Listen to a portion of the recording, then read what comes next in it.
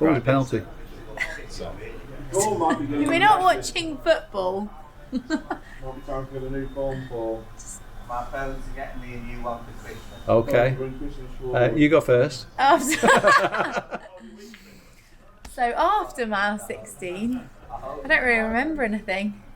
I was thinking in my head, right, I've made it to mile 16, 8, 16, I was like, I need to make it to mile 24. But in my head, my family said they might meet me at mile 19, so I mentally put that in my head, got to mile 19, they weren't there. So that's the straight again, isn't it? Yeah. And then I thought, I think it was about mile 20, I got a blister. And you could feel it. I could feel it. Okay. And I thought, I've got another like 10k to go, basically. And I remember, I think this is going to sound really dramatic, but I had just run 20 miles.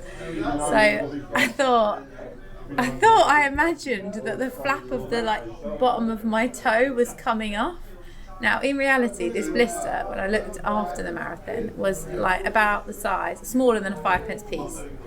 But at mile 20, I felt like my foot, I was like flapping off. I imagined taking my sock off at the end of the marathon and there being blood pouring out of my sock, but there wasn't. And so I was like, oh no, this horrible blister. And I was like hobbling on one foot.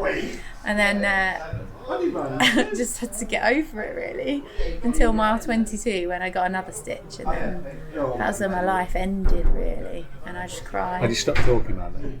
No, do you know I hadn't? Well, I mean, I hadn't stopped smiling, but then I can't stop smiling.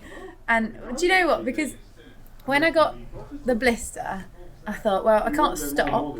You know, I just have to keep going because it's going to be bad no matter what I do. Because if I walk, I'm going to be on my feet for longer. And if I run slower, I'm going to be on my feet for longer. And so I was like, I'll just keep going.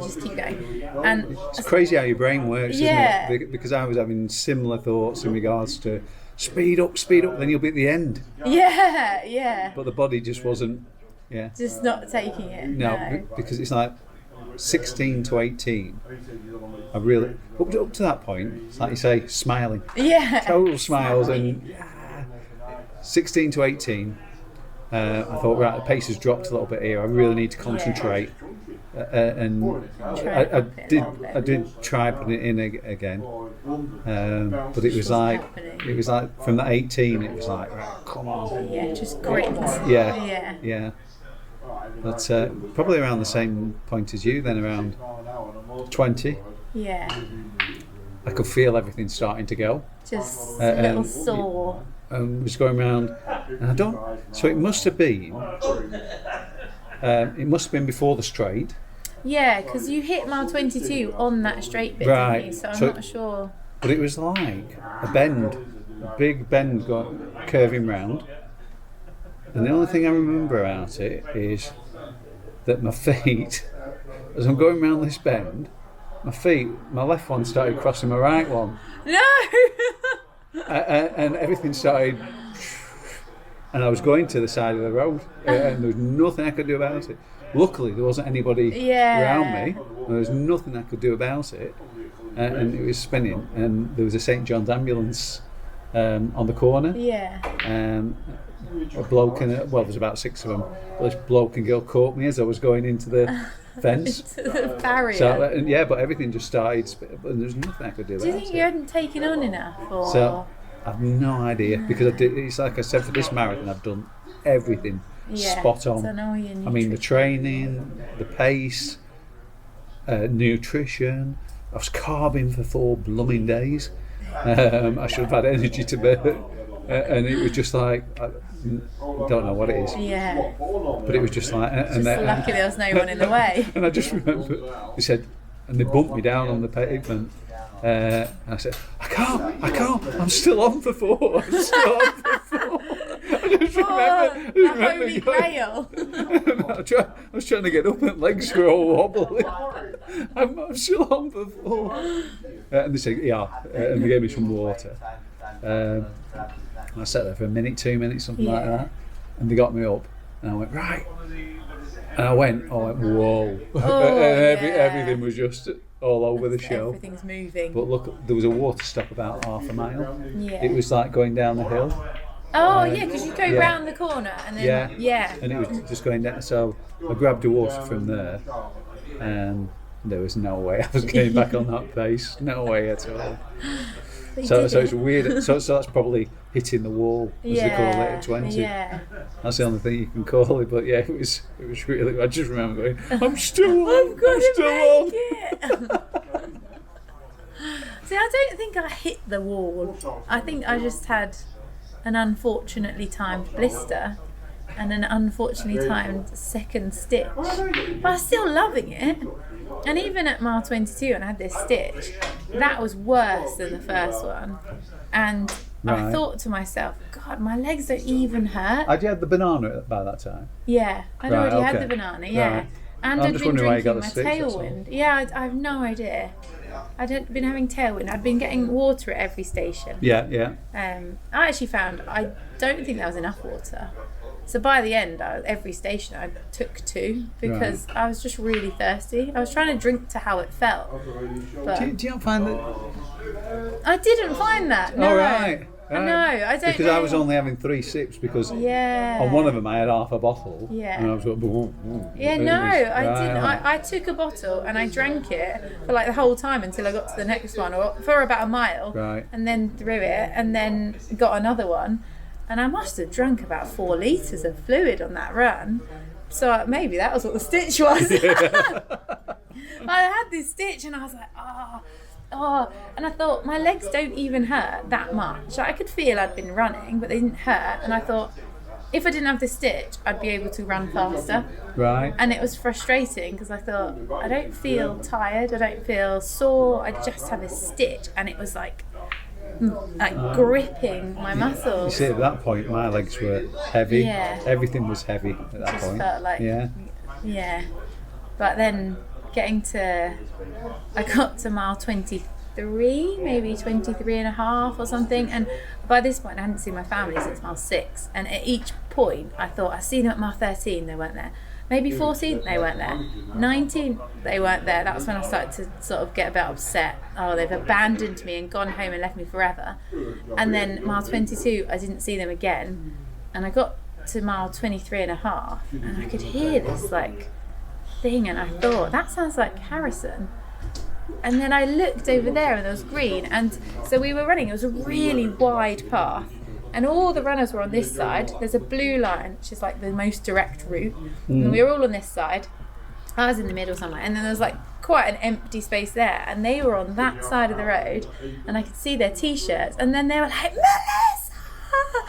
And I was like, right, I'm gonna have to run. So I was like trying to cross the road almost, and all these runners coming, and I thought, right, I'll run over, but I had this stitch, so I was like, like, oh, I'm gonna get there.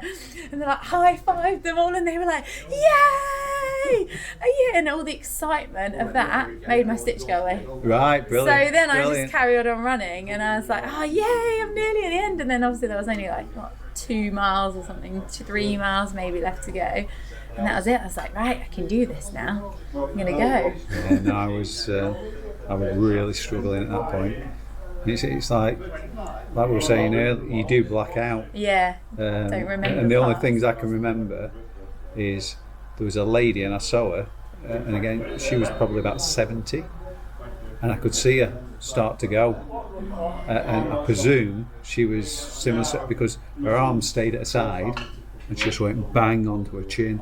No. So I wasn't going at any particular pace at this point, so I stopped, and I had my buffs on my hand. Yeah.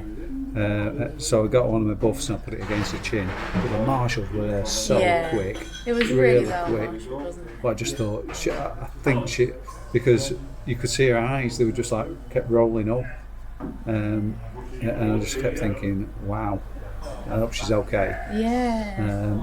But I don't know if you know, we had to clear the path probably 2-3 times for like ambulances through. Really? Do you know? No, not And once. one of them was on that. I presume it was for that lady, actually, Yeah. thinking back on it. And then, about a mile further on, there's this guy. I shouldn't laugh, but but it was a bit spread out by that time. And when I say it's a bit spread out, in your head, it felt as though there's nobody around you. Suddenly, But when you see the pictures, you're still all clumped together. But there's this. So there's railings going all down the right hand side of that straight at the end of it. Yeah. And there's this guy, and again he was about 70, and he's like led half on the pavement and half off, and the crowd are going and I couldn't understand what it was. I was a bit fuzzy about it. So I ran out, jogged over. Hobbled over, yeah. And I said, "You okay?" And he's going, "Oh no." And I could see his calves, and you could see that it was cramped. Yeah. So I got his right foot. I'm going, right, push against me. And he just, I said, "No, you've got to bloody push." And so pushing. And then I go, "It's better." And he, yeah. And he goes, "Me other one." So I dropped that. Well, I didn't drop it. I put it there. Picked his other one up. So I'm pushing like mad. And one of the stewards came running up and she said, what's wrong? I said, "He's got cramp." And she goes, "What should I do?"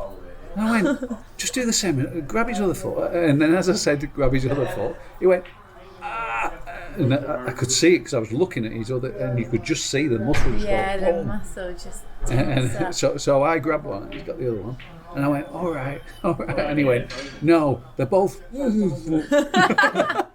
So another steward had come, and I went, "Yeah, mate." But your job now. The lovely part about it was, because the crowd couldn't get to him to help him, and as I passed it over, they all went, "Yeah, well done, Paul." You got your name on. "Well done, Paul. Yeah, fantastic." And that spurred me on for at least 150 yards. Yeah. You've got to use that. Yeah. I did when it got a bit hard. After I saw my family, I realised that if you run next to the crowd, they see your name and they cheer you on, and that helps. Because I'd been just sort of running in the middle because I didn't want to be at one side or the other, and also I didn't know if I'd see my family, and I thought if I'm on that side I'll have to run across, so I'll just sort of run in the middle. And then when it hurt, I was like, I'll run here. And then they were like shouting my name like every 5 seconds. You see, I should have told you that before. Yeah, and I was like, "This is great." Schoolgirl, yeah.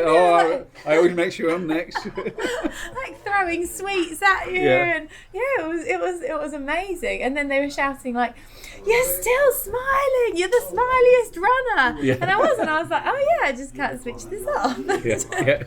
Yeah. No, by that point I got a few. "Smile, Paul." Okay. Yeah, no, by that time there was no smile. It was just like, and it's like you say in regards to, it's just incidents that happen. It was like there's nothing happening, and again that straight just seemed to go on forever before you get to the bridge where you go up the slope. Yeah. And I remember going on, and then this guy shouting, "Paul!" And I thought, it's Matt from the DR. And I thought, no, it can't be, because he's supposed to be running today. And it was like I was having this debate with myself for ages going on. And I know it's because I was mentally exhausted. Mental battle, physically exhausted. And I was still trying to work it out. And that carried me on, actually, for a little bit, because I was trying to work it out in my head. So I'm pushing along. And then, like you say about the 23 mile mark, it's down the embankment. Yeah. And by that time, I was running on the left-hand side, and I could see Westminster in front of you. Oh, yeah, I should have looked out for that. Yeah. But I didn't the first time. I didn't even the first marathon. I didn't even see it. Big Ben, everything, oblivious. But I was running down, and I was bloody crying again. But I know this time it was frustration, because it was just like I was plodding. Yeah. All I was doing was plodding. And I'm going, I need to be running fast down there. I need to be. And it's just frustrating that you can't make your body go. And I was angry. And it was like, again, it was just total up, and it was just pouring out me. But people are going, "Come on, you've got it, Paul. It's not far now. It's far. Enjoy it. Well, enjoy it. I've just run 24 bloody miles, and look at me. I'm bloody plodding." I liked that point though. Even Did though you like it that was point? I hard, didn't. I didn't. liked it. Well, because they were shouting my name, and Yeah. I thought, I've nearly done it now, Yeah. and I don't feel too bad. The residue of the stitch was there. My toe was hurting because of the blister that was like, in my head, massive, and had taken over my entire toe. Obviously in my head, and I was feeling good, and because I was running and smiling, and I was overtaking people because, in the beginning they'd all just gone and I'd slowed right back, and then at this point I was like, I couldn't run as fast as I had been, but I was still not going too slowly. Yeah. And by the time when I finished, I looked at my splits, and my last mile was only 30 seconds slower than my first mile. So I was like, well, it obviously wasn't too bad. And then I'd given up looking at my watch. I had given up. I wasn't really looking at this because I was like, I don't know what's happening there. But I was just like, just run, and like, don't sprint, but just run. And I was thinking, at what point can I start running a bit faster? I was like, I don't want to burn out. I shouldn't have that much left, should I? At which point was this? This is like between miles 24 and finishing. Right, okay. And I got to you've got 600 yards or 600 metres to go, or whatever it says. Well, they've got those big red boards up, haven't they? Yeah. Like 800 metres, Yeah. 600 and metres. I was thinking, how far is 600 metres? What is that in miles? It's miles between each of those boards. Yeah, and I couldn't work out. I was like, is it too soon to start running faster? Because I have got it in me, but I don't know how much of that I've got in me. And I was like, what's 800 metres? What's that in miles? What's that in yards? Is that inches? I was like, can I crawl there? I don't know. And then coming round to Buckingham Palace, I was like, well, I know the finish is somewhere here. I was like, is it here? Is it there? Coming round? I was like, and I actually went like, wow, to Buckingham Palace, because I haven't been there since I was a child. And then like turning the corner and seeing the finish, and I was just like, oh my God, I made it. And then I couldn't even run any faster at that point because I was just like shocked that I'd got there. And I wasn't really even trying. I was just like, I'm just gonna run. I just like, whoa, I can't believe I've got here. But then by the time I got to the finish, this guy was right in front of me, and I should have just gone to the side so it was a bit more obvious. Well, I've seen you finish this thing. My finish And photo. Paul Brogdon had put it up on the thing. And I'm looking at this video, then next minute you just walk out from behind this guy. I just ran behind this guy. I was like, well, I was just falling in line. I thought slipstream, I just get behind him, and then afterwards I thought, oh, you can't even see me. No, well, coming up to that last bend, because in 2019, Nina and the girls were outside Buckingham Palace, and I didn't know they were going to be there. Now I suspected they'd try and get there again this time. They didn't say they were going to be, and then we saw I was coming up to the bend. I saw the Lancashire flag. Yeah, the big but they were doing a load of works, and they've got a big fence up, so it's like a chain link fence. And they're at the far side, but they hadn't seen me. So like all the runners are going around the bend. It's like a big thing to go across. So I went across, and I'm like up against the fence. it's like I'm trying to climb. Are you okay? Are you okay? And I went, yeah, I'm doing it. And it was like, right, see you. So on the last one, I hadn't got anything left, so I thought, right, I'm doing it. I'm going for it from here.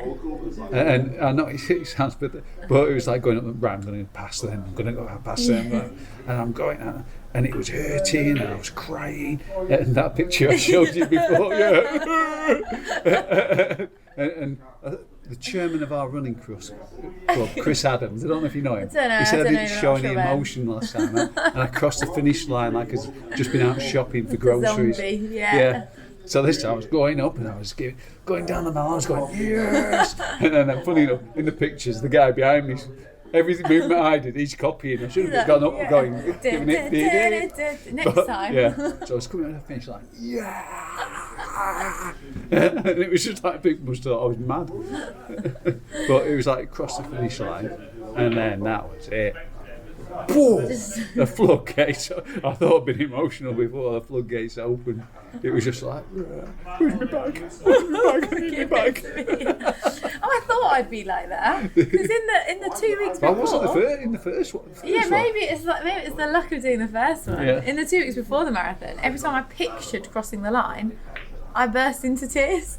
I was like, and some people would ask me about it and be like, oh, do you know, are you ready? And then I'd start talking about it. My head would go to like finishing the marathon, and then I'd just be in the supermarket and just cry. And so I thought, oh no, that's what it's going to be like. But I crossed the line and then poked my head out behind that guy and was like, oh. I'd planned every second of time from leaving our house to getting to the XL going. I'd planned everything, the whole thing. But I'd never once thought about once I'd finished where I would go. Apart from saying to my family, I'll meet you there. I never looked up how to get there. I didn't know how I would get my bag. I didn't really know what to do, and I just stood there, and this marshal went, do you know where you're going? And then he didn't give me time to answer. He just went, no, you don't, do you? And he looked at my bib and went, you need to go over there. Brilliant, to 636. And I was like, oh, okay, and just sort of like hobbled. And then I thought, oh, now it hurts. That was when it hurt. That was the only time once it stopped. When the acid starts going into your legs. Oh no.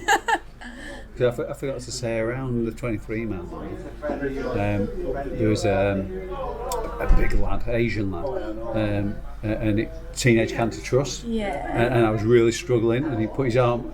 He came up to me running. He put his arm around my shoulder. He went, "Come on, we can do this. We can do this." So I ran with him for a little bit, and then I said, "No, go on, mate. Go on. You go." And he went, "You'll be all right. You'll be all right." And then as came off the finish line and everything, I started walking up the mall, and he's there with his family and friends, and he went, he saw me and he just went, come running over, and he went, you did it, and just gave me this massive, and it's weird, isn't it, the camaraderie it's so funny, because he, all the way up, like I say, I was crying all the way up to get me bag, and it's like all the marshals are there, aren't they, with the bags and everything, and they're going, well done, you've done it, you've done it, and they mean it, they actually mean it. It's funny because even though I've never done a marathon before, I felt that sense of like looking out for people, and like there was this guy who was running next to me, and might have been like mile 22 or something, and he was like, ooh, and he was making funny noises, and I was like, are you okay? And he went, no, everything hurts. And I was like, well, I've been given some really good advice, and so I'm going to give it to you. And he was like, okay. And I was like, just keep running. Apparently, if everything hurts at mile 20, then you've got to focus on your eyebrows because they won't hurt. And he was like, oh. I was like, so, you know, like your legs hurt, don't they? And your arms and your shoulders hurt. Well, there you go, you bloody nutter. Get off, get away from me. And he went, I was like, do your eyebrows hurt? And he was like, no. Like, you can see by his face, he's like, you weirdo. I actually was given that advice. I didn't make it up. And he was like, yeah. And I was like, so you need to just concentrate on your eyebrows and just run. And he was like, yeah, all right then. Yeah, all right. You keep going. And then I just like carried on. And I was like, I feel like I've done good. Like what I found about it though is that before the marathon, I had niggles, back pain, knee pain, shitting pain. Not one pain. Didn't come. Yeah. Everything was heavy and straining, and you knew your muscle, but no niggles or anything. That felt like really weird. That's your training. You did it. Yeah, but again, the camaraderie. I don't know what it was. Got towards the end, and I was up to right state, got my bag on my own, plodding along, and I wasn't down or anything, but I was just like, it's not what I could have done. And there was a woman there, and she goes, how do you do? And I went, 4:32, and she went, what's wrong? And she went, she said I was going for 3:30 and I only did it in 4:07. I went, that's brilliant. And she said, yeah, but you were going for 4 and you did it in 4:32. I said, that's brilliant. Yeah. And it was like, and it's that thing of everybody. Yeah, definitely.